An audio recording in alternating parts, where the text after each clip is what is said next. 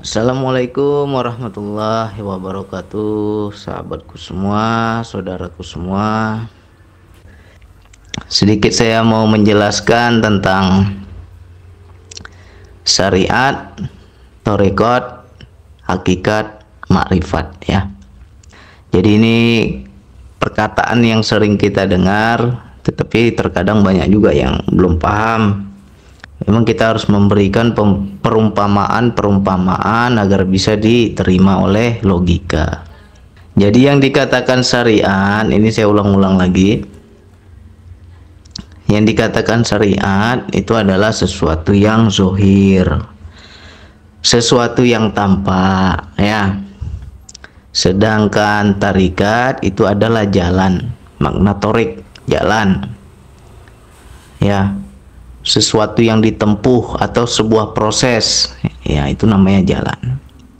Sedangkan hakikat adalah dari kata hakiki atau sesuatu intinya, maknanya apa yang tersembunyi, itulah hakikat, atau bisa dikatakan juga yang batin.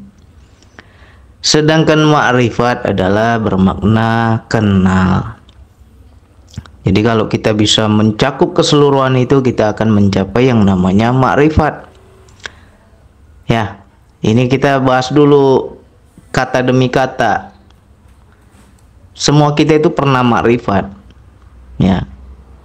Tapi bukan bermakrifat kepada Allah, ya. Makrifat dalam kehidupan. Nah, jadi saya kasih sedikit contoh lah. Tolong nanti di ulang-ulang, kalau perlu dicatat, catat, jadi teman-teman nanti paham. Contoh yang syariat itu ibarat sebuah makanan ya, ibarat sebuah makanan. Ada sepiring nasi atau sepiring makanan di atas meja, itu syariat yang tampak ya, yang tampak oleh zohir kita, oleh mata kita, kita bisa pegang oleh tangan kita, itu namanya syariat. Lantas yang dikatakan thariqat atau thariqah atau thorik itu yang mana? Itu adalah jalan atau proses untuk mencapai hakikat ya. Tanpa thariqat kita akan sulit mencapai hakikat.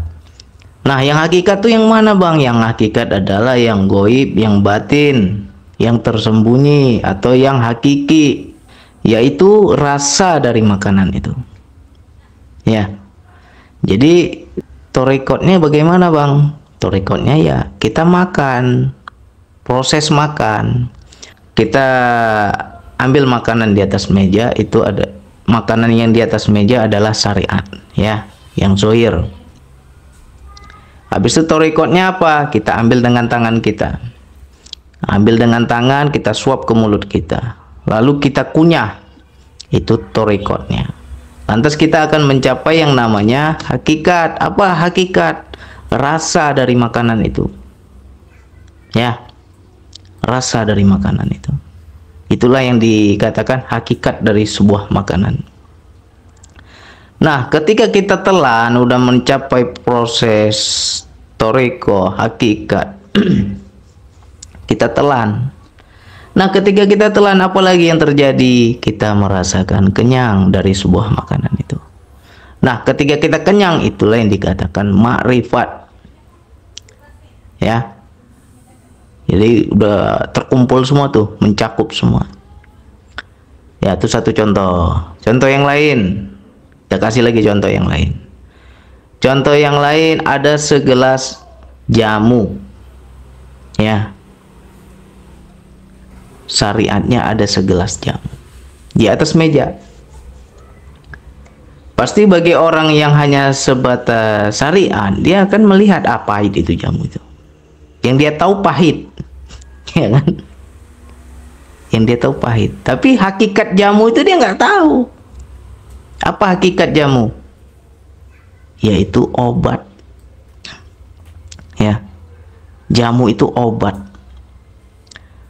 Nah, ketika kita melalui proses seperti tadi, kita minum, kita teguk, kita apa sampai kenyang, Dan dengan kita meminum jamu setiap hari, kita tuh jadi tambah sehat. Nah, orang yang sudah mengalami sehat itulah orang makrifat. Ya.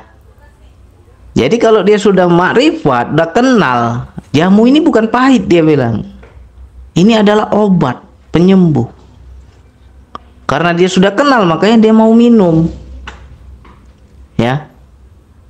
Ya kalau orang belum kenal hanya sebatas syariat, dia akan menganggap pahit, nggak mau aku pahit. Nah, itulah ilustrasinya itu. Lantas bagaimana yang tentang agama, tentang ibadah kita? Ya, syariat dan hakikat tarekat itu semua harus jadi satu, ya. Kalau kita kenal baru berarti orang itu sudah melakukan semua. Jangan kita bilang aku makrifat, tapi nggak dilakukan syariat, itu berarti belum, gimana mau mencapai makrifat syariat, dia belum jalani. Contoh, sholat itu adalah syariat, ya. Kita mengerjakan sholat itu syariat. Nah, bagaimana tarekatnya? Tarekatnya ya dengan ruku, sujud, membaca ayat Al-Quran. Kita berwudu itu juga rukun sholat kan. Nah, jadi hakikatnya sholat apa? Nah, ini yang harus kita pahami. Jangan kita sholat aja tapi hakikat sholat kita nggak tahu. Di Al-Quran Allah bilang, dirikanlah sholat untuk mengingatku, kata Allah. Cari itu di Al-Quran, ya. Jadi tujuan sholat adalah mengingat Allah atau berzikir kepada Allah, ya. Nah, ketika kita sholat, kita sudah mencapai zikir, mencapai ingat kepada Allah, tersambung kesadaran kita kepada Allah, maka itulah yang dikatakan dengan makrifat. Itu yang dikatakan dengan kenal. Lantas apa lagi yang akan dilakukan bagi orang yang sudah kenal hakikat sholat? Akan kita lanjutkan lagi dengan ayat selanjutnya. Ada ayat yang berbunyi, sesungguhnya dengan sholat itu mencegah keji dan mungkar. Ya, sesungguhnya dengan sholat itu mencegah keji dan mungkar. Jadi kalau kita ini dalam kehidupan keji dan mungkar kita sudah bisa hindari, berarti itulah yang orang betul-betul makrifat sholatnya.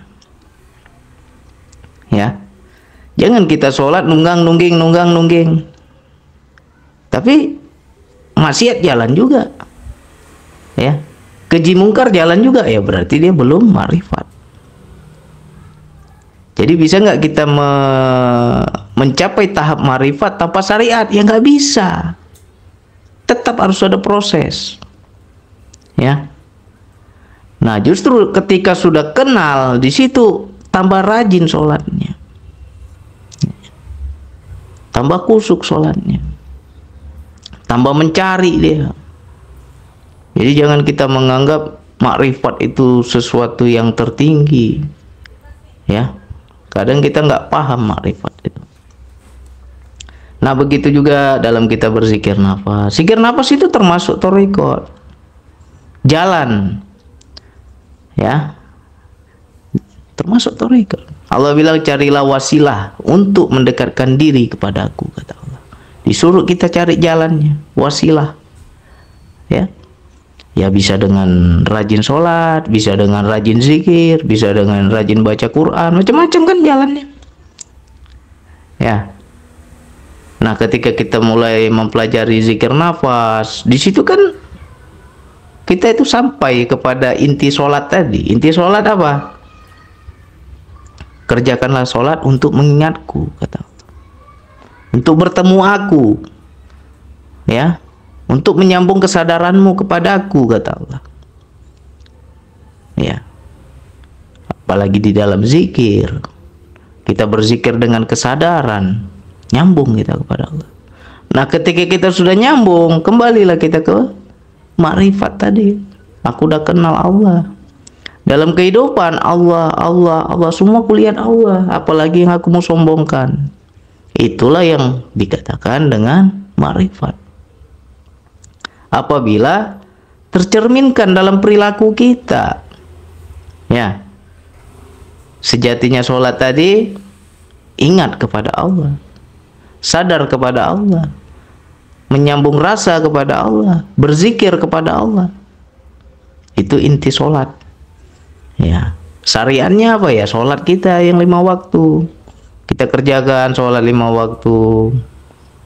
Nah, hakikat sholat tadi apa? Ya, kita semakin dekat kepada Allah. Ada rasa sambung kepada Allah. Karena kita rajin sholat, jadi kita itu ada rasa sambung kepada Allah.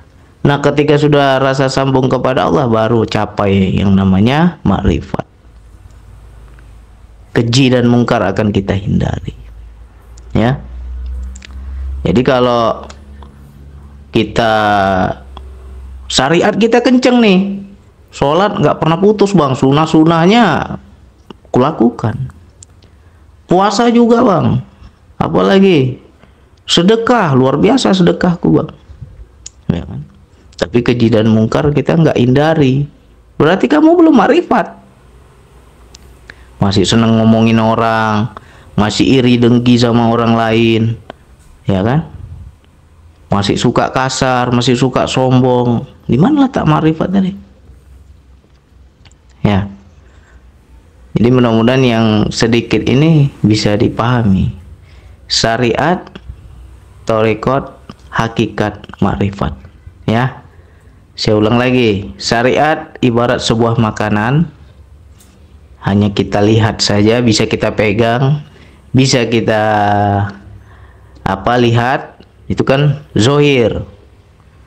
Nah, thariqat adalah proses jalan.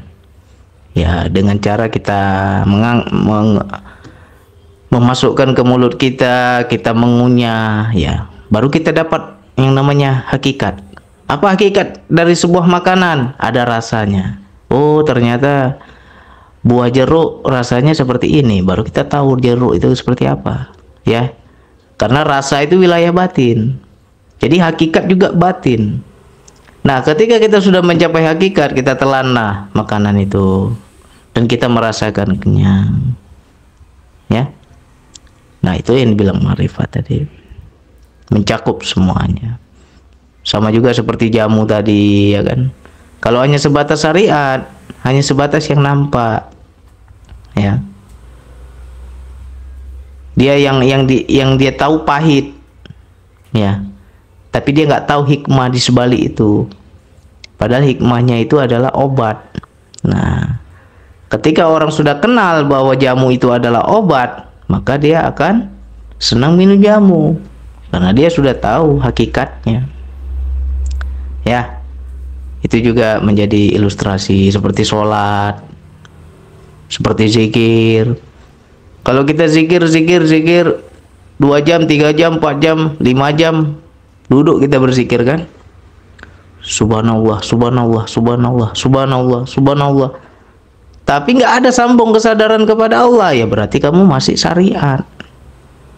Ya. Kenapa bang masih syariat? Ya baru lisanmu yang berzikir, hatimu belum. Jadi hati yang berzikir seperti apa bang? Ya ada rasa sambung kepada Allah. Baru dibilang hatimu berzikir. Nah, ketika kita ada rasa sambung kepada Allah dengan apa yang kita sebut atas nama Allah, ya, baru di situ timbullah makrifat. Contohnya apa timbul makrifat? Ya, banyak dalam berzikir, ada yang menangis, ada yang bergetar, ada yang merasakan kehadiran Allah. Itu yang dibilang kenal, ya kan? Nah, kalau sudah makrifat bagaimana selanjutnya? Ya bukan nggak sampai di situ aja kenal Allahnya. Dalam kehidupan dia kenal semuanya. Melihat makhluk Allah tembus. Ini Allah, ini Allah, ini Allah, semua Allah yang dia lihat. Ya. Sehingga nggak berani aku sombong lah. Nggak berani aku mengecilkan orang lain. Walaupun orang itu hina, tapi di sebalik dia itu ada Allah. Nggak berani aku sombong di hadapan Allah. Akhirnya apa? Kita jadi rendah hati. Ya kan? Nah, itu baru betul ini bilang makrifat. Kalau kita sampai kesadaran kita seperti itu, baru makrifat. Ya. Jadi apa perilaku makrifat? Ya kembali kepada akhlak. Nggak ada kita ngaku makrifat tapi akhlaknya akhlak setan, akhlak iblis. Kalau betul makrifat ya nggak berani sombong. Ya, karena dia sudah kenal.